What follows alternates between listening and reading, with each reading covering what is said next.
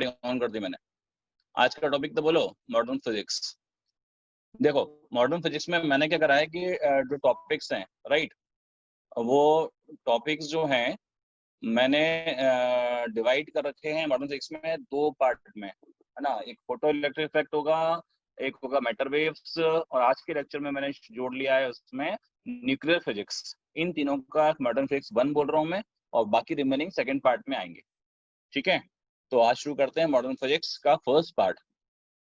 ठीक, ओके, बहुत बढ़िया। पहले बताओ कि कल का जो सेशन हुआ था किसने देखा था क्या? रंजीत, वाह, लाइव सेशन देखा था। संस्कृति अग्रवाल, नहीं देखा था। कुछ फायदा हुआ? कुछ समझ में आया? नहीं देखा तो उसकी रिकॉर्डिंग देख लेना। सारे टीचर्स एक्सपर्ट थे। फिजिक्स के विवेक सर थे, केमिस्ट्री में वाईपी सर थे, और बायो में प्रशांत शर्मा सर थे, डॉक्टर प्रशांत शर्मा, है ना। तो सीखना, उससे कुछ अच्छी बातें मिलेगी आपको। ज्वाइन करना चाहिए था, कोई बात नहीं, नहीं किया तो अब देख लेना उसको। रिकॉर्डिंग नहीं मिली, मिल जाएगी, ग्रुप पे आ जाएगी बेटा। फेसबुक की वो है कनेक्शन वगैरह, क्या बोलते हैं, लिंक है उसमें। चलो आकांक्षा, थैंक यू, धन्यवाद आपके क्या बोलते हैं, हौसला अफजाई के लिए। मेरा वीडियो भी दिखाई पड़ रहा है आपको क्या? Are you getting my video also? अभी अभी मेरी आवाज तो आ रही है, स्क्रीन दिखाई? लैपटॉप पर या उसको क्या बोलते हैं, टैब पर, पीसी पर इस पे दिखाई पड़ता है, क्योंकि मैंने दूसरे एक से वीडियो ऑन करा। चलो चलो चलो, शुरुआत करते हैं। चलो फटाफट से आ जाओ। ये क्या लिखा है? संस्कृत समझ आती? संस्कृत सब इंग्लिश मीडियम के बच्चे हो, हिंदी मीडियम के बच्चे हो, संस्कृत का कोई होता नहीं है। संस्कृति अग्रवाल, तुम्हारा नाम ही संस्कृति, तुम्हें संस्कृत आनी चाहिए। बहुत बढ़िया। देखो, मनुष्य का सबसे बड़ा, हिंदी पहले संस्कृत पढ़ दूं क्या? आलस्य ही मनुष्याणाम श्रेयस्थो महान रिपु, नास्ति उद्यम समो बंधु कृत्वा यम नाविस्सिदति। मतलब हिंदी में लिखा हुआ है ना। आलस नहीं करना है, भूल के मतलब ये आलस नहीं करना है, राइट। आलस करोगे तो फंस जाओगे, परिश्रम करोगे तो कभी दुखी नहीं रहोगे। ठीक है, इस अच्छी बात के साथ में शुरू करते हैं अच्छा चैप्टर मॉडर्न फिजिक्स। कल सुना हुआ आपने, इसमें चैप्टर में से क्वेश्चंस अच्छे आते हैं। अच्छे मतलब नंबर जल्दी आ जाते हैं। ये विवेक सर ने कल बताया था, आपने सुना होगा तो। इन चैप्टर्स में कम मेहनत में ज्यादा नंबर निकालने का जुगाड़ होता है, समझ गए? चलो शुरुआत करते हैं। पहले सबसे पहले कैथोड रेस से।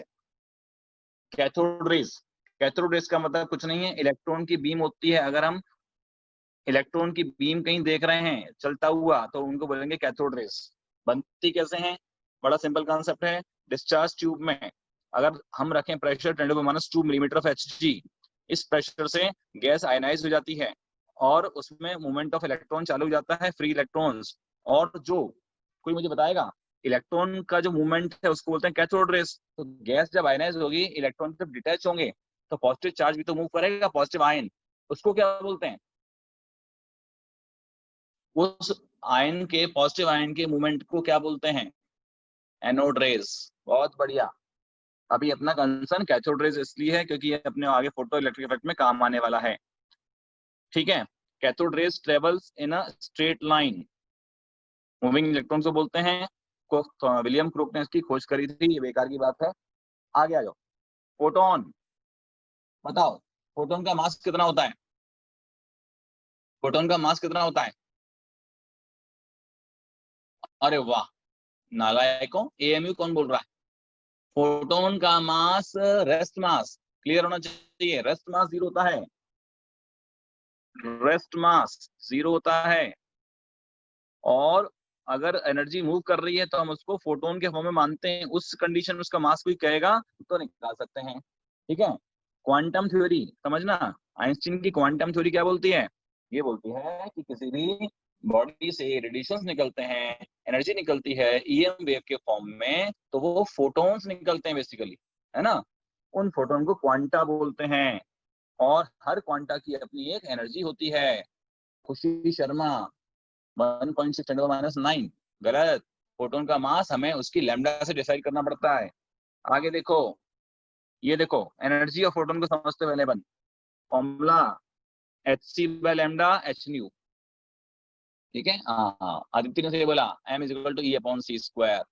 ठीक, आगे और भी फॉर्मूले इसके और आएंगे, आपने एक बताया है और भी कई सारे आएंगे। देखो m का फॉर्मूला मतलब E का फॉर्मूला h न्यू h/hc/लैम्डा। h क्या है? प्लैंक कांस्टेंट है, पता होगा आपको। और अगर मुझे उस रेडिएशन में लैम्डा मालूम पड़ जाए, लैम्डा, तो मैं एनर्जी निकाल सकता हूँ इलेक्ट्रॉन वोल्ट के टर्म में। तो ये फॉर्मूला आपने देखा होगा 12400/लैम्डा। लैम्डा पुट करो आप एंगस्ट्रॉम में तो आपको एनर्जी मिलती है इलेक्ट्रॉन वोल्ट में। आप उल्टा भी कर सकते हो, कई चैप्टर में आगे आने आता है लैम्डा की वैल्यू पूछी जाती है, अपन को एनर्जी दी रखी होती है, तो एनर्जी देने पर अपन लैम्डा निकाल सकते हैं। कैसे? 12400/E रखकर लैम्डा निकाल सकते हैं एंगस्ट्रॉम में। ठीक है, ये फोटोन की एनर्जी एक्सप्रेशन। दूसरी बात फोटोन की इंपॉर्टेंट है, mass of the photon. Word अच्छा बोला जाए तो इफेक्टिव मास कह सकते हैं उसको अपन। इफेक्टिव मास का फॉर्मूला देखो, सारे फॉर्मूले इफेक्टिव मास के हैं। Things should be very clear. E energy, C velocity of light, H Planck constant, nu frequency, lambda wavelength. Clear? Planck constant की किसी को पता है डायमेंशन क्या होती है? Yes, P/C also. M is equal to मतलब मास की वैल्यू P/C हो सकती है।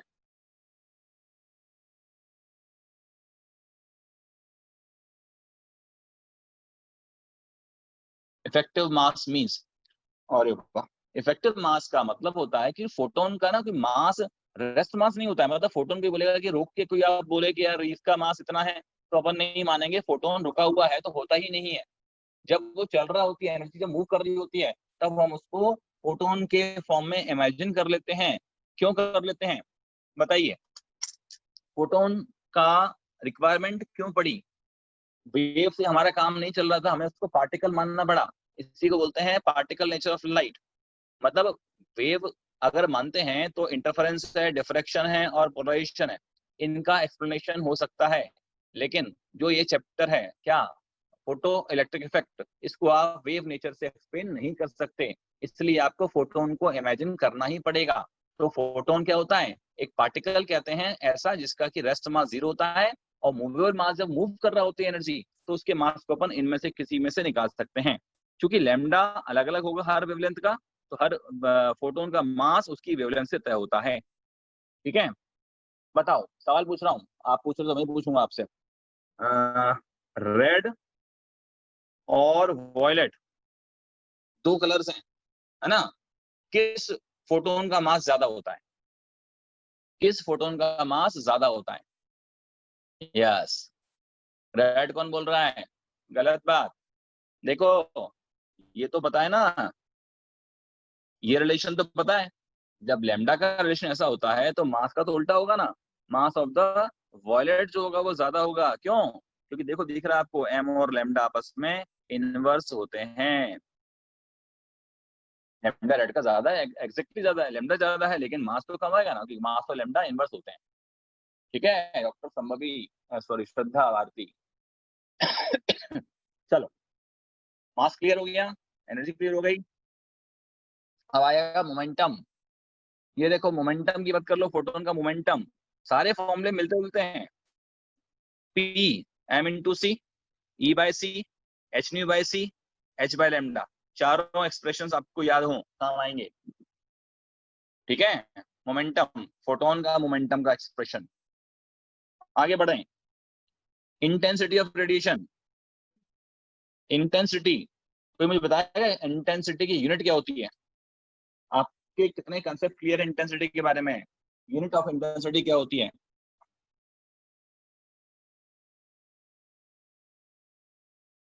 परफेक्ट, वॉट पर मीटर स्क्वायर, राइट? देखो लिखा है, एनर्जी इंटेंसिटी होती है energy upon area upon time, या पावर अपॉन एरिया भी कह सकते हैं। तो जो आप यूनिट बोल रहे हो वो वॉट पर मीटर स्क्वायर सही दिखती है आपको, राइट? अब यहाँ पर मेरा कंसर्न क्या है? यहाँ पर मेरा कंसर्न है इंटेंसिटी के फॉर्मूले में ये फॉर्मूला बनाना। देखो ये फॉर्मूला, अब इसमें देखना, पूछ रहा हूँ आपसे, पढ़ाना नहीं है, केवल पूछना है। एन का मतलब क्या है? इस फॉर्मूले में रेड वाले सर्कल में एन का मतलब क्या? स्मॉल एन लिखा है। संस्कृति, फोटोन नहीं है बेटा, नंबर ऑफ फोटोन नहीं है, number of photon per unit time है। यही तो गलती हो जाती है।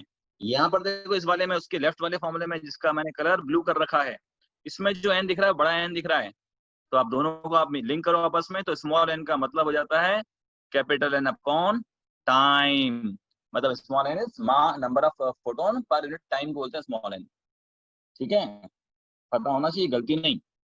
अब एन का कोई बोलता है मुझे वैल्यू निकालनी है, ये एन और आई का रिलेशन आ गया। अब मेरे को चाहिए रिलेशन पावर का और एन का, ये रहा। ठीक है, ये इंटेंसिटी से रिलेशन उसका, ये आ गया अपना रिलेशन एन का पावर ऑफ सोर्स से। तो ये भी formula should be clear, n is equal to p upon h nu या p lambda upon h c. ठीक है, बताओ पी क्या चीज है? P, what is p? Very good, power. Momentum मत बोल देना, यहाँ पर ये पावर है, सिंबल पावर का। ठीक है, अब देखो दो बातें होती हैं, पहले आपसे पूछ रहा हूँ अलग से, आपको ले जाके एक जगह पर समझाऊं पहले आपको, फिर यहाँ पे लौट के आऊंगा। जो ये कंसेप्ट समझाने की बात है, ये है वॉल, राइट? एक सरफेस मान लें, वॉल नहीं बोलेंगे, सरफेस बोलते हैं। इस सरफेस पर फोटोन आए, टकराए और फिनिश, फोटोन एब्जॉर्ब हो गया पूरा का पूरा। दूसरा केस, फोटोन आया, ये वाला टकराया और रिबाउंड हो गया, सेम फ्रीक्वेंसी का फोटोन लौट गया। बताइए किस केस में फोर्स और प्रेशर ज्यादा होंगे, फर्स्ट में या सेकंड में? रेडिएशन प्रेशर, ये रेडिएशन फोर्स बोलते हैं इसको, किस केस में ज्यादा होंगे? Very good, Akshita one mean पूछ रही है। वन में गलत बात बेटा, अंतर समझना। वन में रिबाउंड होकर लौटना नहीं हो रहा, टकरा के फिनिश। इसमें रिबाउंड होके वो लौट के आ रहा है, तो डेफिनेटली यहाँ पर मोमेंटम में चेंज ज्यादा आएगा, फोर्स ज्यादा होगा, प्रेशर ज्यादा होगा। याद आ गया कुछ? ये देखो, परफेक्टली रिफ्लेक्टिंग सरफेस, पहला केस परफेक्टली रिफ्लेक्टिंग का केस उठाया मैंने, ये लिखा परफेक्टली रिफ्लेक्टिंग।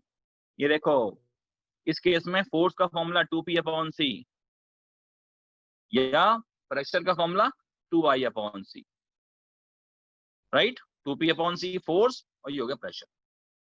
आई क्या है? आई, आई क्या है? आई शिवांश हैंड्स न करो, इंटेंसिटी। पी क्या है? पी, पी बोले तो पावर। ठीक है, अब मुझे बताओ, ये है परफेक्टली रिफ्लेक्टिंग के लिए। अब मैं आऊंगा परफेक्टली एब्जॉर्बिंग पर, क्या अंतर आएगा? परफेक्टली एब्जॉर्बिंग में क्या डिफरेंस आएगा? यस, जो टू दिख रहा है ना आपको, ये वाला जो दिख रहा है टू, ये वाला टू, राइट? ये वाला टू, ये टू यहाँ से गायब हो जाएंगे, ये देखो गायब हो जाएंगे अगले स्क्रीन में, ये देखो गायब हो गए। समझे? यहाँ पर फोर्स में आ गया P बाय सी और इंटेंसिटी में आ गया I बाय सी। क्लियर? क्योंकि रिबाउंड नहीं हो रहा है इसलिए। अब एग्जैक्टली फोटो इलेक्ट्रिक करंट क्या होता है, देखो इसको भी हल्का समझा दूं मैं आपको। ये है मान लो एक surface, photo sensitive surface, right? इस सरफेस पर मान लीजिए इलेक्ट्रॉन सॉरी रेडिएशन से गिर रहे हैं। रेडिएशन को हम यहाँ फोटोन मान रहे होते हैं। फोटोन जब गिर रहे होते हैं इस तरह से, तो इस सरफेस पर गिरते हैं, इस सरफेस पर, और इस सरफेस पर जो इलेक्ट्रॉन्स हैं, उन इलेक्ट्रॉन से, अच्छा ये बताओ, इन फोटोन्स का इन इलेक्ट्रॉन से कोलिजन होता है, राइट? और कोलिजन का नेचर कैसा होता है? Nature of the collision elastic, inelastic या परफेक्टली इनइलास्टिक?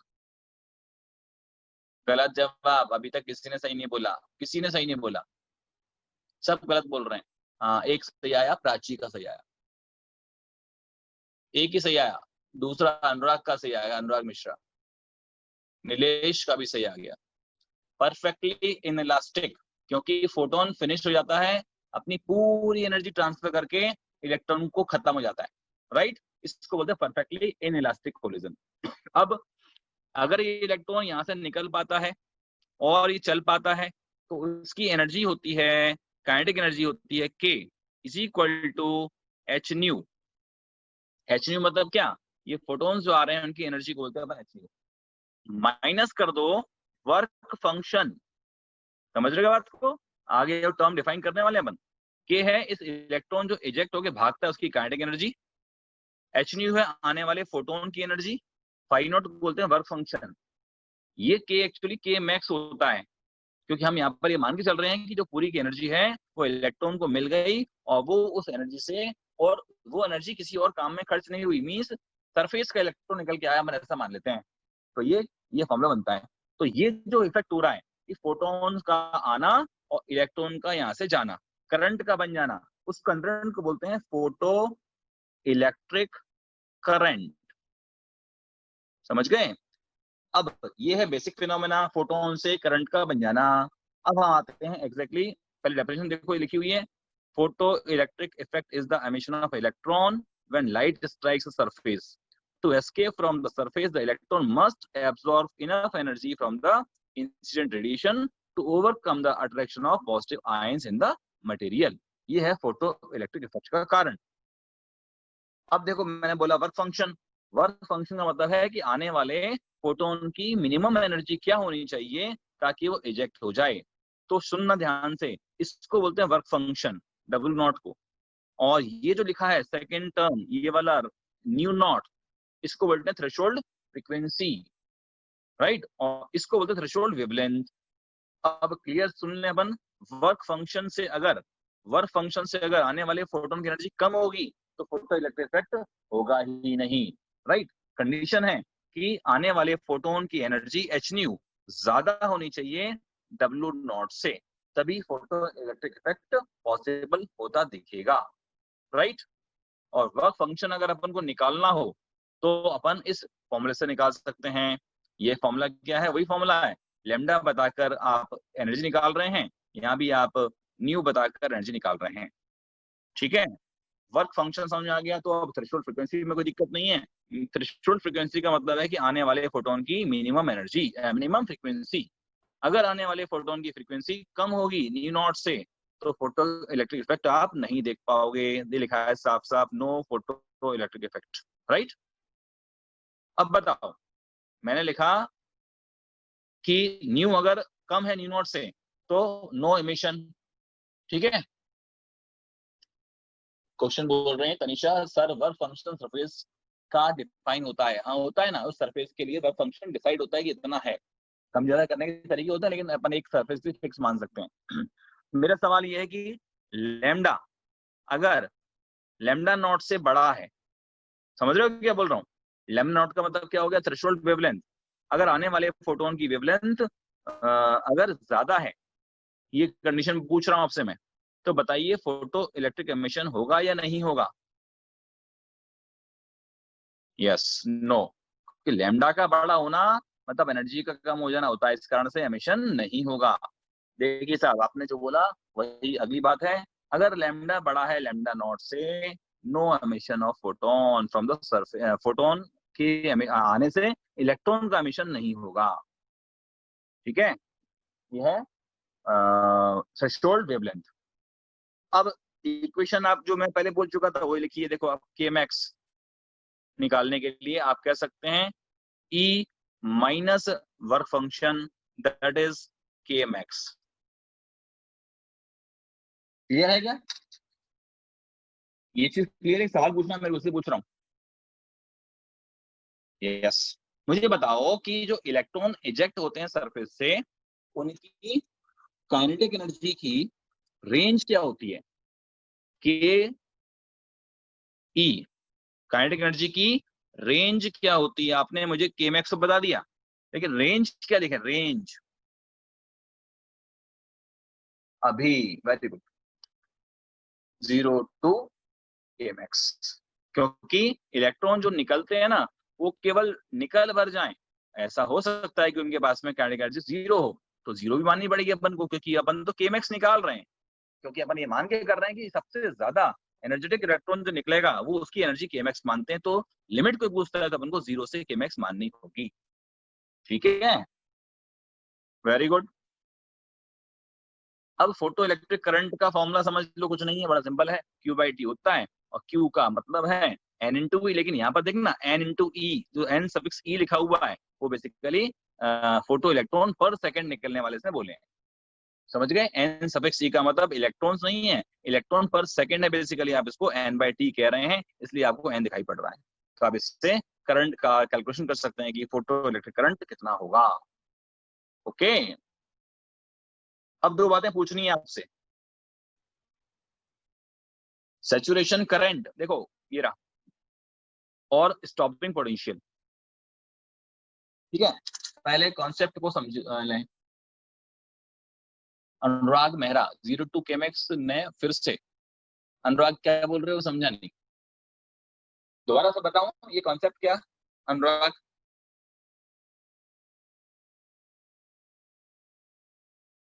अनुराग बेटा, एंड ये वाला फिर से। अच्छा, देखो इलेक्ट्रॉन जो इजेक्ट होते हैं हम उसके लिए फिर से मैं पीछे आता हूँ। ये देखो, ये सरफेस है। अब इससे हमने बोला निकलने वाले इलेक्ट्रॉन की काइनेटिक एनर्जी होगी h nu minus phi not. ये है कॉमन फॉर्मूला। अब समझो आप ध्यान से जरा, इसमें माइनस ऑफ डब्ल्यू भी होता है एक्चुअली। नीचे लिखना पड़ेगा मेरे को, मिटा के दोबारा लिख देता हूँ।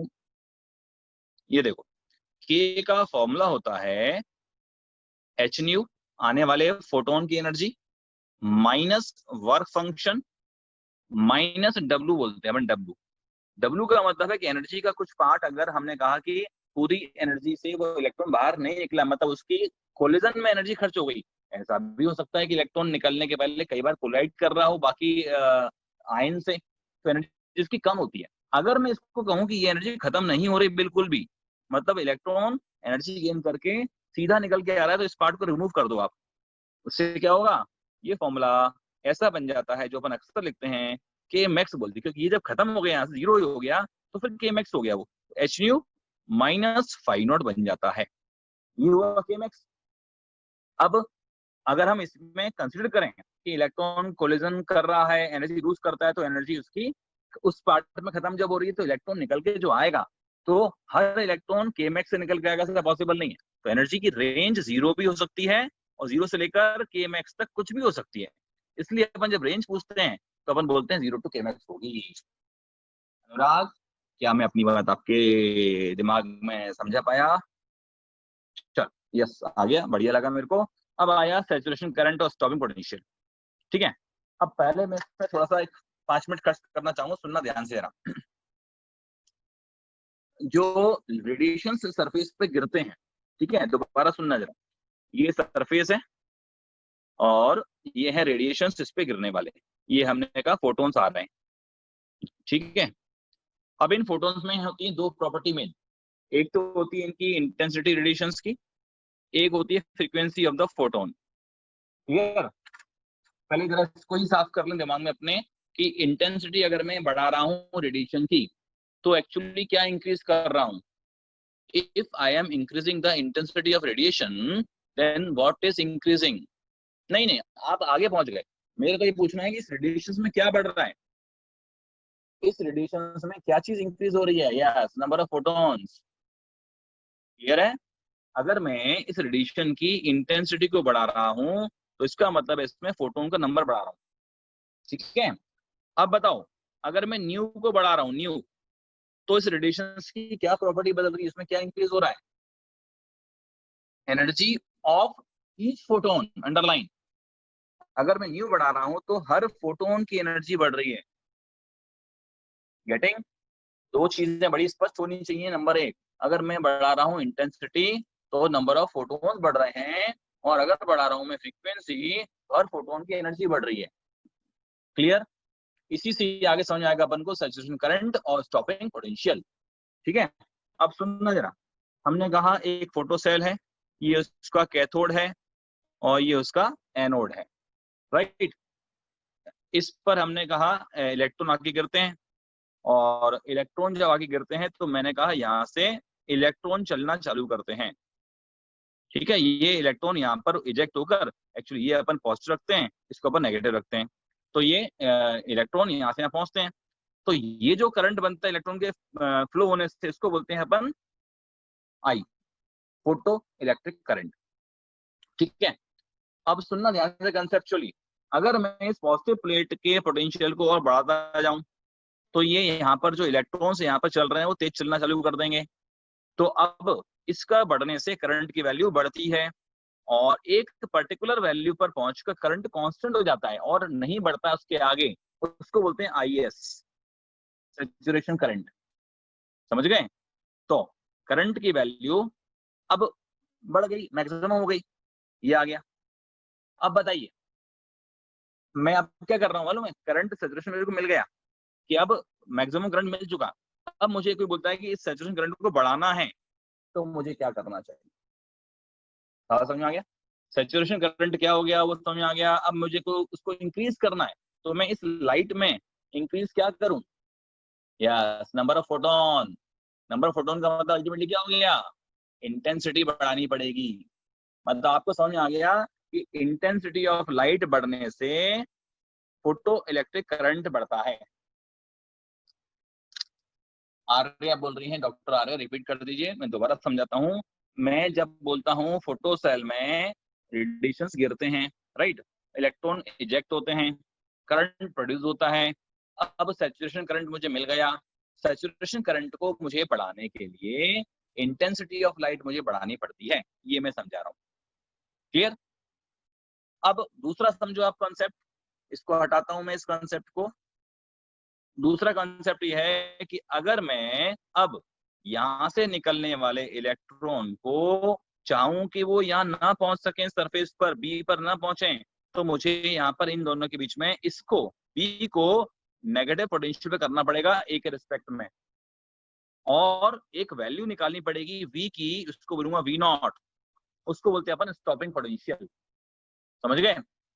अब स्टॉपिंग पोटेंशियल की डिपेंडेंस किस पे होती है? इंटेंसिटी पर नहीं होती है। किस पर होती है? न्यू पर होती है, न्यू पर। क्योंकि फॉर्मूला जो होता है वो होता है, ठीक ना, आपने बोला था के m x is equal to h nu minus five not, और यही आपका स्टॉपिंग पोटेंशियल निकालने का फॉर्मूला भी होता है। समझ गए? तो स्टॉपिंग पोटेंशियल की डिपेंडेंसी किस पर हुई? फ्रीक्वेंसी पर। क्लियर? फाइनल? बहुत लंबी बात हो गई, शॉर्ट में समझो आप।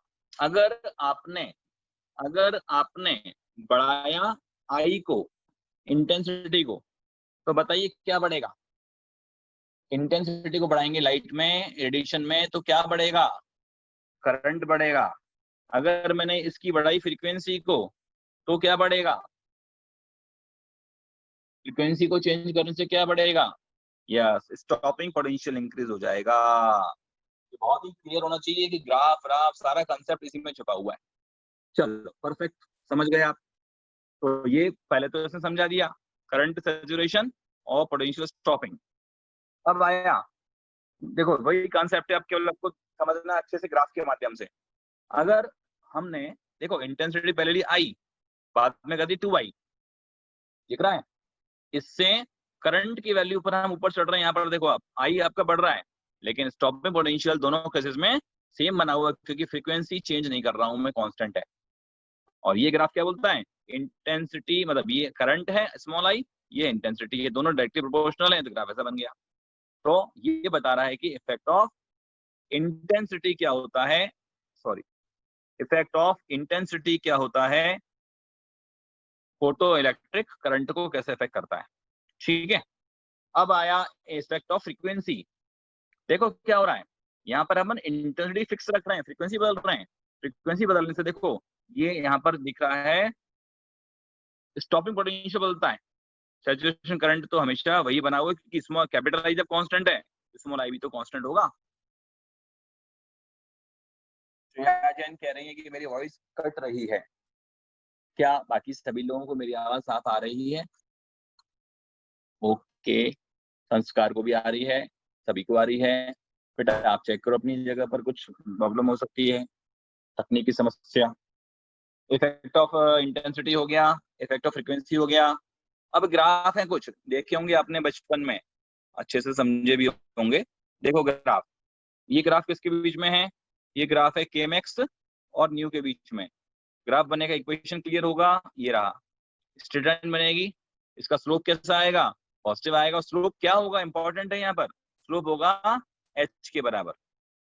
बताओ एच का मतलब क्या, ये एच बाई कौन बोला, डॉक्टर तनिषा, एक कदम आगे चलते हो आप, आगे आगे का जवाब आपने वही दे दिया। यहाँ पर स्लोप प्लैंक कांस्टेंट है बेटा, है कि नहीं, हाँ, क्योंकि ग्राफ के मैक्स के बीच में है और न्यू के बीच में है, ठीक है। बताना, ये जो दिख रहा है ना, ये वाला हिस्सा, ये वाला, ये क्या शो करता है, ये वाला, एक ग्राफ के लिए फाइव ए, बी ग्राफ के लिए फाइव बी, क्या शो करेगा, फाइव ए और फाइव बी क्या शो करेंगे, इंटरसेप्ट तो शो करेंगे। मतलब क्या हुआ इसका, इंटरसेप्ट का मीनिंग क्या है, क्वांटिटी कौन सी होती है, मेरा मतलब ये है, यस, बोला किसी ने, वर्क फंक्शन। स्टॉप कहां से आ गया, वर्क फंक्शन है बेटा, देखो ना, मैं देखूं साफ साफ और लिखता हूँ, देखो, k max is equal to h nu minus five not, five not पूछ रहा हूँ आपसे मैं, इंटरसेप्ट, तो ये शो करेगा वर्क फंक्शन को उस पर्टिकुलर के लिए। पूजा ने सही बोला, अभी सही बोल रही है, ठीक है। अब मुझे बताओ, अगर ग्राफ में बनाऊं वी नॉट और न्यू के बीच में, समझ गए, अब बताओ वी नॉट और न्यू के बीच में ग्राफ बने, मान लो, मैं बेटा अभी टेस्ट का क्लियर नहीं है, अभी पढ़ लो, वी नॉट और न्यू के बीच में ग्राफ बनेगा तो उसका स्लोप क्या आएगा, एच बाई ई, राइट, ये आपको याद था, गलती से आपने वहां बोल दिया। ये देखो, और मजे की बात, सेम फॉर ऑल मेटल, ऐसा क्यों, सेम फॉर ऑल मेटल लिखा है, ऐसा क्यों, क्योंकि कांस्टेंट है, इसमें है क्या, इसमें मेटल का नाम आप कहीं देख रहे हो, नहीं, एच कांस्टेंट है, ई कांस्टेंट है, कांस्टेंट स्लोप आएगा, ये भी आप देखो ग्राफ में भी दिखाया हुआ स्लोप बनाते हुए, राइट। मेटल ए अलग है, मेटल बी अलग है, दोनों के लिए ये वाला जो इंटरसेप्ट डिफरेंट होगा, अलग अलग दिख रहा है, लेकिन स्लोप कांस्टेंट आएगा। ये कुछ इंपॉर्टेंट ग्राफ है जो आपको पता होने चाहिए। ये ग्राफ फिर से बता दूं, डॉक्टर श्रेया बोल रही है, ये ग्राफ है, इक्वेशन देखो आप पहले, आप कौन सी वाली, ये लिखिए, ये वाली, ये देखो इक्वेशन दिख रही है ब्लू वाली, ये इक्वेशन है स्ट्रेट लाइन की, इससे ग्राफ बना दिया मैंने, इंटरसेप्ट इसका नेगेटिव है, स्लोप पॉजिटिव है। Doctor Shreya Jain, are you getting, graph फिर से बता दिया मैंने आपको, क्या आपको समझ आ गया, ओके, थैंक यू।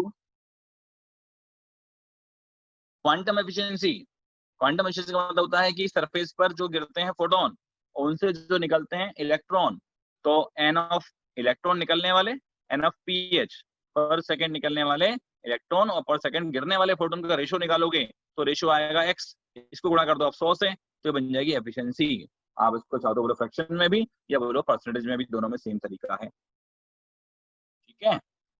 ये है एफिशिएंसी, क्वांटम एफिशिएंसी बोलते हैं कि सरफेस से गिरने वाले कितने फोटोन से कितने इलेक्ट्रॉन्स में कन्वर्ट हो पाते हैं, इसको बोलते हैं efficiency of the quantum efficiency of the surface, ठीक है। चलो आगे बढ़ रहे हैं, आया इसका सेकंड पार्ट, शिवम नागर, थैंक यू क्या बोल रहे हो, मैं समझ नहीं पा रहा, मैंने क्या कर दिया ऐसा, thank you like, de Broglie wavelength का कांसेप्ट जानते क्या होता है, थोड़ा सुनना चाहोगे, सुनो। डी ब्रॉगली ये बोलता है कि जब आपने लाइट को माना ड्यूल नेचर, है ना, लाइट को हम, अच्छा मुझे बताओ, मेरा मन कर रहा है आपसे पूछूं, लाइट वेव है कि पार्टिकल है, लाइट वेव है कि पार्टिकल है, दोनों है, एक साथ दोनों है, एक इंस्टेंट पर दोनों नेचर एक साथ शो करते हैं, नहीं, दरअसल हमें जब पढ़ना होता है ना, हम वैसा काम करते हैं। बताओ, मुझे पढ़ना है फोटो इलेक्ट्रिक इफेक्ट, लाइट को मैं क्या मानूं, पार्टिकल है वेव,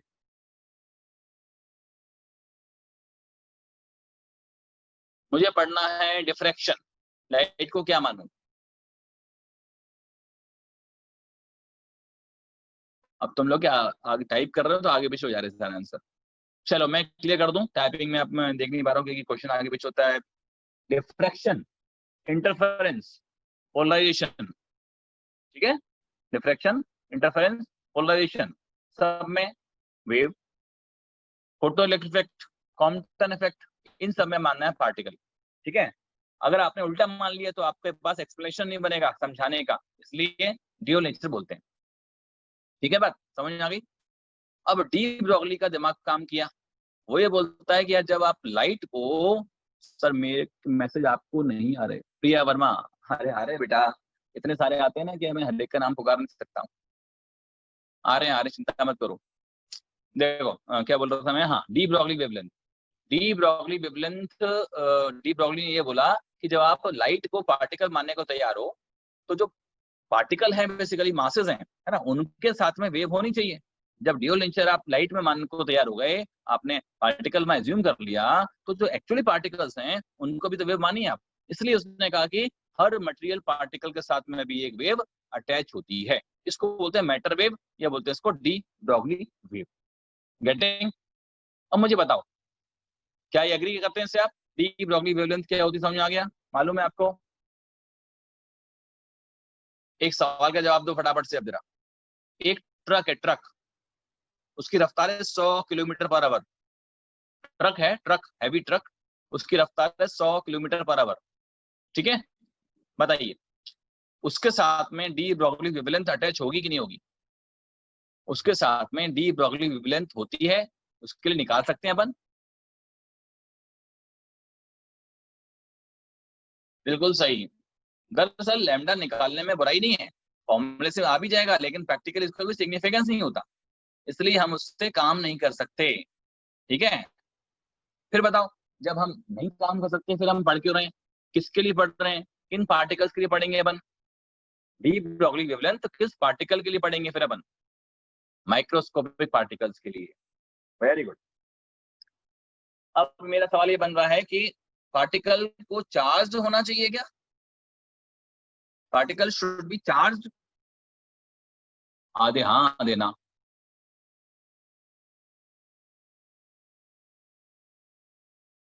अब एक काम करो, सारे मैसेज करना बंद करो, केवल वो मैसेज करो नो वाले। मतलब मेरा सवाल ये है कि डी ब्रॉगली वेवलेंथ अपन निकालते हैं, वो उसके लिए पार्टिकल को चार्ज होना चाहिए क्या? कंपलसरी है कि चार्ज होना चाहिए? कंपलसरी है कि चार्ज होना ही चाहिए, यस और नो?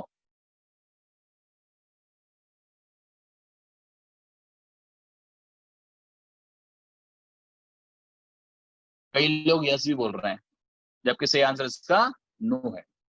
देखो होता क्या है, चार्ज हो चाहे नहीं हो, पार्टिकल है ना, मास तो है ना, उसके साथ में वेव अटैच होगी। चार्ज होना कंपलसरी नहीं होता, न्यूट्रल पार्टिकल के साथ में भी वेव अटैच हो सकती है। देखो जरा ध्यान से, अगर आप इस फॉर्मूले को देख रहे हो तो लैम्डा का फॉर्मूला पहले तो ये पता होना चाहिए, H/P, P बराबर mv होता है, तो ये बन गया। मोमेंटम आपको √m2me कह सकते हैं, तो ये हो गया। देखो यहाँ पर E लिखा है, E, अब E लिखा है तो एनर्जी काइनेटिक चाहिए मेरे को। अगर मान लो मेरे पास गैस के मॉलिक्यूल्स हैं या न्यूट्रॉन है मान लो, तो यहाँ पर आप एनर्जी रख दो, उसकी काइनेटिक एनर्जी जो भी आएगी आप निकाल लो। लेकिन अगर चार्ज पार्टिकल है तो ये फॉर्मूला भी बन जाएगा। तो चार्ज है तो ये फॉर्मूला, नहीं है तो ये एनर्जी का फॉर्मूला है ना, मास है, वेलोसिटी है, मोमेंटम है। तो चार्ज होना कंपलसरी नहीं है, चार्ज है तो भी निकाल सकते हैं, अनचार्ज है तो भी आ सकती है। समझ गए? मतलब कोई ये ना मान के बैठ जाए कि डी ब्रॉगली वेवलेंथ हमेशा चार्ज पार्टिकल के लिए ही पढ़ते हैं, दोनों ही तरह के पार्टिकल्स भी हो सकते हैं। क्या सभी को क्लियर है? प्रिया वर्मा ने बोला क्लियर है सर। सभी को स्पष्ट है? जोश भर लो, जोश, फायर। 13 सितंबर के लिए बहुत शानदार काम करना है। क्या बोलते? कैपिटल वी, हाँ ये सही सवाल पूछा। देखो स्मॉल वी तो वेलोसिटी है, ये वाली है ना, और जो कैपिटल वी दिख रहा है ये, एक ने पूछा बाकी किसी ने पूछा ही नहीं। कैपिटल वी क्या है? एक्सेलरेटिंग पोटेंशियल, जिससे चार्ज पार्टिकल एनर्जी गेन करता है। ठीक है, चलो आगे बढ़ते हैं। ये फॉर्मूले किसको याद हैं? झूठ नहीं बोलना। इलेक्ट्रॉन के लिए, प्रोटॉन के लिए, न्यूट्रॉन के लिए और अल्फा पार्टिकल के लिए डी ब्रॉगली वेवलेंथ का फॉर्मूला मेरे को तो याद है, 12.27, ठीक है, अपॉन में √V। 0.286 अपॉन में रूट ऑफ v, 0.202, 0.101। ये कॉमन क्वेश्चन बनता है कंपैरिजन करने वाला। अल्फा पार्टिकल है, प्रोटॉन है, इलेक्ट्रॉन है, न्यूट्रॉन है, इनके लैम्डा को कंपेयर करना। अल्फा और इलेक्ट्रॉन का याद है, सिर्फ इलेक्ट्रॉन का ऐसा भी याद करने पड़ेंगे बेटा जल्दी में करने के लिए, है ना। अच्छा है याद कर लो, नहीं है तो फिर उस समय निकाल लेंगे अपन, क्योंकि वैल्यूज तो निकालना बहुत लंबा काम हो जाता है, ये तो याद करनी चाहिए। वैसे क्वेश्चन ऐसे वैल्यू निकालने के नहीं आएंगे, लेकिन कंपैरिजन करने को आते हैं तो अपन कांस्टेंट याद भी नहीं होंगे तभी चल जाता है। ये देखो एग्जांपल एक और आ गया जिसमें कि पार्टिकल चार्ज नहीं है ना। थर्मल काइनेटिक एनर्जी है 3/2 kT, उसको रख दिया अपन ने E की जगह पर, तो ये बन गया लैम्डा का फॉर्मूला। बिना देखे बताना व्हाट इज के। के क्या चीज है? के सिंबल लिख रहा है k. What is the meaning of k? Boltzmann constant. किसी को इसको वैल्यू याद है क्या? एग्जाम में कई बार नहीं आती है, किसी को याद है क्या? कुछ लिख दो, हल्का हल्का समझ जाऊंगा। लिख दो ना, शर्मा की। हाँ आगे देखो आंसर 5.63। हिमांशु पागल हो क्या? R/N बोल के छोड़ दिया तुमने। 2.89 गलत है, 2.89 गलत है। 13.61 लिख रहा है, गलत है। हाँ 1.38 सही है। अरे यार तुम्हें याद ही नहीं है। 1.3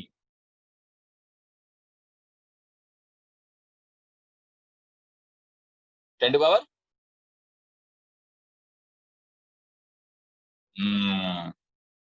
चलो यूनिट क्या होती है के की? बोल्ट्जमैन कांस्टेंट यूनिट क्या होती है? यूनिट बोला। यूनिट पढ़ के आ चुके हो, सब याद है। अरे वाह, नॉन बोल रहा है। यूनिट नहीं होती, पागल हो क्या? कांस्टेंट। डॉक्टर मुस्कान, यूनिटलेस। ओहो, जूल पर केल्विन होती है बालकों, क्या बोल रहे हो यार। ये होता है R/N, R/Na, ठीक है। 1.3 जूल पर केल्विन, नोट कर लो। छोटी छोटी बातें भूल जाते हैं यार हम लोग, बातें करते बड़ी बड़ी, छोटी छोटी भूल जाते हैं। चलो, डेविसन जर्मर को जानते हो? डेविसन जर्मर, इसने, बहुत लंबी बात है, इसको शॉर्ट में फिनिश करूंगा मैं, कि इसने क्या बोला, इलेक्ट्रॉन का बिहेवियर, इलेक्ट्रॉन का बिहेवियर आज क्वेश्चन नहीं हुए। अरे होंगे ना बेटा, सब होंगे। समय तो दो थोड़ा सा, मैं लेट आया, क्या करें। अभी क्लास केमिस्ट्री की भी होने वाली है, उनको भी जोड़ना है अपन को। ये क्वेश्चन नहीं करेंगे अपन, केमिस्ट्री क्लास भी इंपॉर्टेंट है, उसको करेंगे फिर अपन ना, लेट किया अपन आज। चलो, डेविसन नंबर ये बोलता है कि इलेक्ट्रॉन का बिहेवियर भी बीम वेव की तरह होता है, और ये जो एक्सरे में होता है एक्सपेरिमेंट, डी ब्रॉग, है ना, मतलब ब्रॉग्स इक्वेशन, उसका इस्तेमाल करते हैं अपन। तो ब्रॉग्स इक्वेशन को देखो जरा, 2d sin थीटा बराबर n लैम्डा, या d sin फाई बराबर n लैम्डा, ठीक है। मतलब कुल मिला के शॉर्ट में ये कि ये सबूत है कि इलेक्ट्रॉन का बिहेवियर पार्टिकल का वेव की तरह होता है, एज एक्सरे बिहेव करते हैं, ठीक है। फिर है de Broglie wavelength, de Broglie concept से बोर का मॉडल को एक्सप्लेन करना। तो MVR इक्वल टू NH/2 पाई, ठीक है। एक मिनट में ना भाई भानु सर को जोड़ लूं मैं, ताकि उनको बोल दूंगा कि 10 मिनट अपन थोड़ा समय उनसे लेंगे अपन, अगर वो उपलब्ध है तो।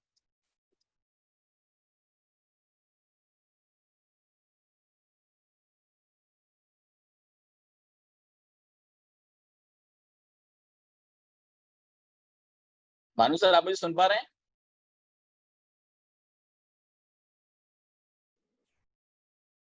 भानु सर? हेलो। हाँ सर, आप मुझे सुन पा रहे हैं? हाँ सर, सुन पा रहा हूँ। सर एक्चुअली क्या हुआ ना कि आज मैं आज इसी भ्रम में था कि क्लास मेरी पहले एंथ्यूज बैच में थी, सुबह 8 से 9। अच्छा अच्छा। तो आशीष सर वहाँ लेट आया तो मैं वहाँ रुक गया, तो मेरे को लगा था कि मेरी क्लास 10 बजे से है। Okay okay. तो फिर बच्चों का फोन आया, तो फिर मैंने राहुल सर को फोन लगाया, तो मालूम पड़ा कि आप वहाँ से क्लास ले रहे थे आप भी। मैं तब कोहिनूर से क्लास लेके वापस रास्ते में था। हाँ, मेरे राहुल सर ने बताया, फिर मैंने फिर उनको लेट स्टार्ट किया, 9:18 पे स्टार्ट किया मैंने। तो आप एक्सटेंड कर दे, आप बताएं मैं कितने बजे हाँ, ज्वाइन करूँ? मैं 10 मिनट और लेके फिर आपको बुला, आप आ जाइए। नो प्रॉब्लम, मैं 10 मिनट बाद ज्वाइन कर लूँगा। जी जी, ओके आप सर, कंटिन्यू करें सर। Okay okay. चलो बच्चों, ये बोर्स मॉडल का एक्सप्लेनेशन मिलता है अपन को इसकी थ्योरी से, डी ब्रॉगली इक्वेशन से। राइट, ये इंपॉर्टेंट बात हो गई। अब न्यूक्लियर फिजिक्स की बात कर लो फटाफट से। न्यूक्लियर फिजिक्स में हमारे को दो हिस्से में मैंने इसको तोड़ा है, एक रेडियोएक्टिविटी अलग कर दिया इसमें से मैंने, जो नेक्स्ट लेक्चर में होगा। अभी केवल पढ़ेंगे न्यूक्लियर फिजिक्स, ठीक है। इसमें देखो आप जरा काम काम की बातों में बात कर लें अपन। Size of the nucleus, fermi में बोलते हैं 1 फर्मी, ठीक है। बताते जाना साथ में मेरे को, एटम का जो साइज होता है वो क्या होता है। न्यूक्लियस का बोला मैंने 1 फर्मी, एटम का साइज बोलो क्या, 10⁻⁻5। वाह, अरे एंगस्ट्रॉम बोलो ना, सिंपल 1 एंगस्ट्रॉम, समझ गए। चलो, अब न्यूक्लियस का सिंबल ZXA, राइट। Z का मतलब नंबर ऑफ प्रोटॉन्स, A का मतलब नंबर ऑफ न्यूक्लियॉन्स, और A माइनस Z का मतलब नंबर ऑफ न्यूट्रॉन्स, ठीक है। ये है A, Z और A माइनस Z, कितने प्रोटॉन कितने न्यूट्रॉन कितने, और कुल मिला के कंबाइंडली बोलते हैं न्यूक्लियॉन्स, किसको, A को, ठीक है। मासेस की बात कर ली जाए, पता ही है आपको न्यूट्रॉन और प्रोटॉन का मास इक्वल नहीं होता, underline. In general upon average कहें तो बराबर कह सकते हैं ये वाला, है ना। लेकिन बारीकी से कहा जाए, इस चैप्टर का बेस यही है, बारीकी से देखा जाए तो 1.6749 अंडरलाइन 49826 दिख रहा है। तो यहाँ पर आप क्लियर क्या समझ में आ रहा है कि मास ऑफ द न्यूट्रॉन जो होता है वो मास ऑफ द प्रोटॉन से हमेशा ज्यादा होता है। और ये पूरा चैप्टर इसी इसी न्यूट्रॉन प्रोटॉन की मास डिफरेंस पे बेस्ड है, ऐसा मान लीजिए आप, क्योंकि मास इफेक्ट से एनर्जी का बनना जो आगे पढ़ोगे इसी वजह से होता है। रेडियस का फॉर्मूला याद कर लो आप, ये लिखा है, लिखते चलो, काम काम की बातें, शॉर्ट में पीडीएफ मिल जाएगी, दिक्कत नहीं है, लेकिन फिर भी लिख लो, क्वेश्चन भी ऐसे आते हैं, ठीक है। ए की पावर 1/3 के प्रोपोर्शनल, वॉल्यूम होता है ए के प्रोपोर्शनल, ये रहा एग्जैक्ट फॉर्मूला वॉल्यूम का, समझ गए। अब मुझे बताओ, रुक रहा हूँ यहाँ पर मैंने बोला आपसे कि रेडियस जो होती है वो डिपेंड करती है ए पर इस तरह से, वॉल्यूम डिपेंड करता है ए पर इस तरह से। अब बताइए डेंसिटी का रिलेशन ए से कैसा आता है। Density depends on capital A, कैसे, अच्छे बच्चे हैं सब जानते हैं। 3 आंसर आ गए, यस सभी बोल रहे हैं। 1/A कौन बोला, A-1, गलत जवाब, यूनिवर्सिटी गलत जवाब। अरे नहीं होता, डेंसिटी डिपेंड नहीं करती, ए पर डिपेंड नहीं करती, देखो ना ये लिखा है, चेक कर लो, मास के फॉर्मूले में ए आ रहा है, डेंसिटी तो मास अपॉन वॉल्यूम, दोनों में ए से ही कैंसिल हो जाता है एक्चुअली। तो मास मतलब डेंसिटी डिपेंड नहीं करती है, रिमेन्स कांस्टेंट ऑलवेज। मतलब न्यूक्लियस किसका है ये मत देखो आप, ये देखो न्यूक्लियस है ना, डेंसिटी उसकी फिक्स रहेगी irrespective of name of the nucleus. Capital A मतलब न्यूक्लियस का नंबर कम है ज्यादा है, इससे उसका रेडियस डिपेंड करता है, वॉल्यूम डिपेंड करता है, लेकिन डेंसिटी डिपेंड नहीं करती, राइट। नेक्स्ट, न्यूक्लियर फोर्स के बारे में 5 अच्छी बात, 4 बातें। Strongest force in nature, clear, short range force, non central force, और इंडिपेंडेंट ऑफ चार्ज। 4 बातें फोर्स के बारे में। मास इफेक्ट लिखो मत, अभी सुन लो, पीडीएफ मिल जाएगी, केवल सुन लो, है ना। मास इफेक्ट का मतलब क्या, ये देखो फ्री स्टेट में न्यूट्रॉन प्रोटॉन जो होते हैं उनको बोलते हैं न्यूक्लियॉन्स, उनका मास निकाल लो आप। देखो इसमें थोड़ा समय लेता हूं मैं आपसे, ये हैं मेरे पास में कुल न्यूक्लियॉन्स, न्यूट्रॉन और प्रोटॉन ढेर सारे, बाद में ये बना दिया मैंने इसको न्यूक्लियस, ये ठीक है। बताइए 1 और 2 किसका मास ज्यादा है, किसका मास कम, मास ज्यादा किसका, से बताओ किसका ज्यादा मास, 1 या 2। वही न्यूक्लियस है, उन्हीं से बनना है, लेकिन फिर भी 1 और 2 में मास का डिफरेंस होता है, किसका मास ज्यादा। आधे लोग 2 बोल रहे हैं, अरे यार ऐसा मत करो, 1 का मास ज्यादा होता है बच्चों, इसलिए मास डिफेक्ट होता है। ये वाला मास m ऑफ, ये देखिए मास ऑफ द डिफेक्ट निकालना हो तो फ्री स्टेट में मास होता है, ये वाला मास हुआ फ्री स्टेट वाला, ये मास हुआ न्यूक्लियस के फॉर्म में जो बन चुका है, तो उस डिफेक्ट को ही बोलते हैं मास डिफेक्ट। और इसके करस्पॉन्डिंग एनर्जी जो होती है ये वाले फॉर्मूले से निकल के आएगी, बाइंडिंग एनर्जी वाला फॉर्मूला हो गया डेल्टा एम सी स्क्वायर। बताइए ये कौन सा फॉर्मूला है, किस वैज्ञानिक के नाम के पर बेस्ड है फॉर्मूला, किसने अपनी जान लगा दी इसको निकालने में। ये वाला फॉर्मूला दिख रहा है, आइंस्टीन। एक बात बताओ, जानकारी के लिए पूछ रहा हूँ मुझे, कि ये फॉर्मूला जो बनाया आइंस्टीन ने, है ना, mc²। नोबेल प्राइज उसको मिला, कभी आता नहीं है लेकिन आ भी सकता है। नोबेल प्राइज जो मिला वो इसके लिए मिला क्या उसको?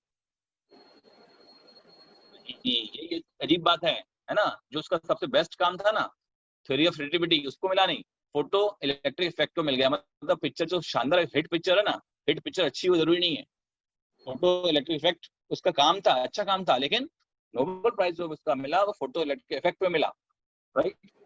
अबे भाई, या सैफी, नेपोटिज्म पागल, कुछ भी।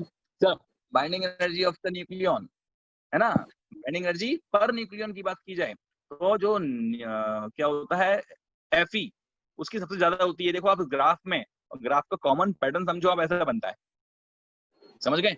यहाँ पर जो न्यूक्लियस होंगे वो स्टेबल होंगे, इधर जो होंगे वो अनस्टेबल होंगे, इधर जो होंगे वो भी अनस्टेबल होंगे। इसलिए हैवी न्यूक्लियस टूटता है लाइट में तो एनर्जी मिलती है अपन को, इसको बोलते हैं न्यूक्लियर फिजन। और हल्के न्यूक्लियस जब कंबाइंड होकर भारी बनाते हैं तो स्टेबिलिटी गेन करते हैं, वो बोलते हैं न्यूक्लियर फ्यूजन। बताइए जरा, किस केस में एनर्जी हमें रिलीज होती है, एनर्जी मिलती है, फिजन या फ्यूजन? किस केस में एनर्जी रिलीज होती है, हमें मिलती है, फिजन या फ्यूजन, या दोनों में? में अरे यार तुम लोग कैसे पढ़ते हो पता नहीं। अरे दोनों में मिलती है मूर्खों, फिजन या फ्यूजन, दोनों में ही एनर्जी रिलीज होती है, दोनों में ही मास डिफेक्ट होता है, दोनों में एनर्जी रिलीज होती है, ठीक है। चलो ये देखो, पहला एग्जांपल लिया मैंने, पहली बात ली मैंने कौन सी, फिजन। ये देखो फिजन में एक याद करने वाली बात रहती है, हाँ कोई कोई लिख भी रहे हैं, एक फिजन में 200 MeV एनर्जी मिलती है, जबकि एक फ्यूजन में एवरेज एनर्जी मिलती है 26 MeV। बताओ किसमें ज्यादा मिलती है एनर्जी, ज्यादा किसमें है, फिजन में कि फ्यूजन में? ज्यादा एनर्जी किसमें रिलीज हो रही है, फिजन या फ्यूजन? अरे यार तुम देख भी नहीं पा रहे स्क्रीन पर, दोबारा सुनो, फिजन में 200, फ्यूजन में 26, ज्यादा किसमें? अब सुनना, यूं ही नहीं पूछ रहा हूं, एक और बात पूछता हूं, एनर्जी पर न्यूक्लियन किसमें ज्यादा होती है? समझ गए अब सवाल? पहले पूछा मैंने एनर्जी, अब पूछ रहा हूं एनर्जी पर न्यूक्लियन अब किसमें ज्यादा होती है? यस, एनर्जी पर न्यूक्लियन की बात करोगे तो फ्यूजन में ज्यादा होती है। चेक करो, ये दिखा है देखो, ये जो है 200, 200 बटे करोगे 235, राइट, तो ये आएगा 0.85, ये पर न्यूक्लियन की बात चल रही है। जबकि यहाँ पर जो आप करोगे, जो वहां पर आई थी उसको डिवाइड किया अपन ने तो आ गया 6.5।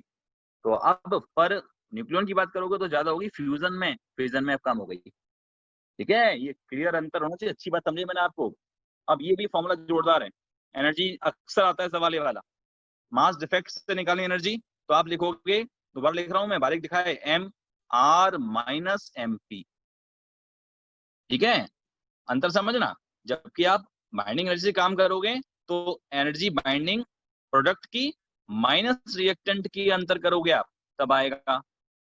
शुड बी वेरी क्लियर, ये वैल्यू याद करनी है, याद कर लो, हाँ काम आती है बेटा, कई बार नहीं दी होती, फिजन फिजन वाली वैल्यूज है ना, वो इन पर्टिकुलर की याद कर लो, जनरल लिखी है, एग्जैक्ट सवाल के हिसाब से होती है। देखो क्या बोला मैंने, एनर्जी रिलीज निकालनी है तो mass of the reactant mass of the product को माइनस करके इंटू कर दो C² से, तरीका नंबर 1। या बाइंडिंग एनर्जी दे रखी है अपन को तो प्रोडक्ट की बाइंडिंग एनर्जी, रिएक्टेंट की बाइंडिंग एनर्जी को आप डिफरेंस कर दो तो आ जाएगा। दोनों ही फॉर्मूले हैं लेकिन लिखने में ऑर्डर देख समझ आ रहा है, RP यहाँ पर है, यहाँ पर PR लिखा हुआ है, ये समझ में आना चाहिए। पेयर प्रोडक्शन और पेयर एनिलेशन, दो बातें लास्ट। पेयर प्रोडक्शन मतलब क्या होता है, एक फोटोन टूटता है, एनर्जी अपनी खत्म कर देता है, एक बनता है इलेक्ट्रॉन, एक बनता है positron, this is called the pair production, right. और इसका उल्टा कर दो आप कि एक इलेक्ट्रॉन एक पॉजिट्रॉन कंबाइंड होके बनता है फोटोन, गामा फोटोन बोलते हैं उसको, गामा फोटोन बनते हैं, इसको बोलते हैं पेयर प्रोडक्शन, इसको बोलते हैं पेयर एनिलेशन, ठीक है। तो ये है कहानी पेयर प्रोडक्शन और पेयर एनिलेशन की। चलो थोड़ा जल्दी में किया मैंने, लेकिन कोई दिक्कत नहीं है, 10:13 हुए हैं, अभी क्वेश्चंस की कतार है। चलो, डॉक्टर सिराजन नहीं आया, दोबारा सुन लो एक बार, समझाता हूं मैं। देखो, एक मिनट, पेयर प्रोडक्शन को समझ आ रहा हूं, ध्यान सुनना। हैवी न्यूक्लियस पर गामा फोटोन मतलब हाई एनर्जी का फोटोन आके स्ट्राइक करता है, तो और जो प्रोडक्ट बनते हैं उसकी बात मैं नहीं कर रहा हूं, लेकिन एक इलेक्ट्रॉन और एक पॉजिट्रॉन प्रोड्यूस होते हैं। इस प्रोसेस को बोलते हैं पेयर प्रोडक्शन। क्लियर? इलेक्ट्रॉन तो समझ में आता है, ये क्या होता है? इलेक्ट्रॉन के बराबर मास का ही पार्टिकल, लेकिन इसका चार्ज होता है पॉजिटिव, इसको बोलते हैं पॉजिट्रॉन। ठीक है, तो इलेक्ट्रॉन और पॉजिट्रॉन का बनना किससे? गामा फोटोन के फिनिश हो जाने से। ये मास बन जा रहा है एनर्जी से। एग्जांपल हो गया एनर्जी का मास में ट्रांसमिशन होने का। ठीक है, अब बात चलिए तो एक बात और सुन लो कि कोई बोले कि ये प्रोसेस होने के लिए, क्या पेयर प्रोडक्शन बनने के लिए, पेयर प्रोडक्शन होने के लिए गामा फोटोन के बाद पास में मिनिमम एनर्जी क्या होनी चाहिए? Can anybody answer? Gamma photon के पास में मिनिमम एनर्जी कितनी होनी चाहिए ताकि ये पेयर प्रोडक्शन कर सके? यस, याद है बच्चों को, देखो शुभ को याद है 1.02 MeV। ये कहां से आता है आंकड़ा, याद है किसी को? नहीं, ग्रेटर नहीं, इक्वल होगी तो काम चल जाएगा, ज्यादा होगी तो फिर काइनेटिक एनर्जी कम मिल जाएगी, वो अलग मैटर, लेकिन इतने से काम चलता है। ये आंकड़ा कहां से आता है? रटा है कि कुछ समझा भी है? 1.02 MeV का रिजल्ट कहां से आता है? डॉक्टर तनिषा को पता है केवल। एक्चुअली मास डिफेक्ट जब करोगे ना, इलेक्ट्रॉन का मास निकालो आप, उस मास से एनर्जी बनाओ आप, तो आपको मिलेगी 0.51 MeV, है ना? तो आपको बनाने दो, एक इलेक्ट्रॉन एक पॉजिट्रॉन, कर दो उसको डबल, इसलिए आता है 1.02 MeV। ठीक है, एक सवाल और आपने उठा दिए बातों में कि अगर ये जो एनर्जी है वो 1.02 MeV से ज्यादा होगी फिर क्या होगा? क्या पेयर प्रोडक्शन होगा कि नहीं? लो, शुभ अग्रवाल बोलता नहीं होगा, गलत बात बेटा, होगा। ज्यादा जो एनर्जी है ना एक्स्ट्रा, वो एक्स्ट्रा एनर्जी दोनों पार्टिकल्स को काइनेटिक एनर्जी के फॉर्म में मिलेगी, एक्स्ट्रा मिल जाएगी। पहले क्या हो रहा था, बन रहे थे, मूव नहीं कर रहे थे, राइट? अब बन रहे हैं और चल भी रहे हैं, क्योंकि जो एनर्जी एक्स्ट्रा है ना वो दोनों को इक्वली डिवाइड हो जाती, दोनों के पास आधी आधी मिल जाती है, ये फर्क है बस। क्लियर? समझ में आ गई बात? एक बच्ची ने अभी पूछा था ना कि समझ नहीं आया पेयर प्रोडक्शन, उसको समझ में आ गया? हाँ कह दो जरा एक बार, तो मैं खत्म करूँ आज का लेक्चर। PDF में मिलेंगे आपको, क्वेश्चंस कर लेना, और नेक्स्ट क्लास में अपन पढ़ेंगे रेडियोएक्टिविटी, और फिर पढ़ेंगे अपन सेमीकंडक्टर और लॉजिक गेट्स वगैरह। एक या दो लेक्चर में, हमला एक तो नहीं, कम से कम 2 लेक्चर में अपना काम फिनिश हो जाएगा। एनिहिलेशन का मतलब इसका रिवर्स होता है बेटा, जस्ट इलेक्ट्रॉन प्रोटॉन को, इलेक्ट्रॉन पॉजिट्रॉन को कंबाइन करके दोनों फिनिश बन गए 2 gamma photon, that is called the annihilation. Shruti Patwa waves बोल रही हैं, कर लेंगे बेटा, वेव्स भी कर लेंगे, अगर आपको लगेगा वेव्स करना है। वैसे PDF मिल चुकी है, पढ़ लो, कोई इशू नहीं है, डाउट पूछ लेना मुझसे। चलो मैं फिनिश करता हूँ लेक्चर, भानु सर वेट कर रहे हैं, मैं भानु सर को पोस्ट बनाता हूँ, बने हुए हैं मेरा पैनलिस्ट।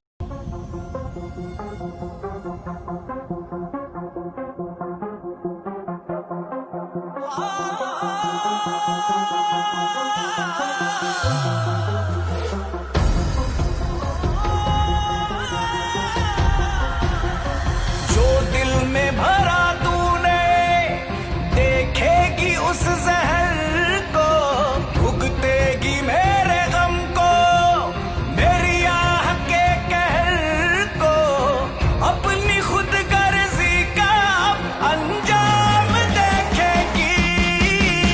ठुकरा के मेरा प्यार, मेरा इंतकाम देखेगी। ठुकरा के मेरा प्यार, मेरा इंतकाम देखेगी।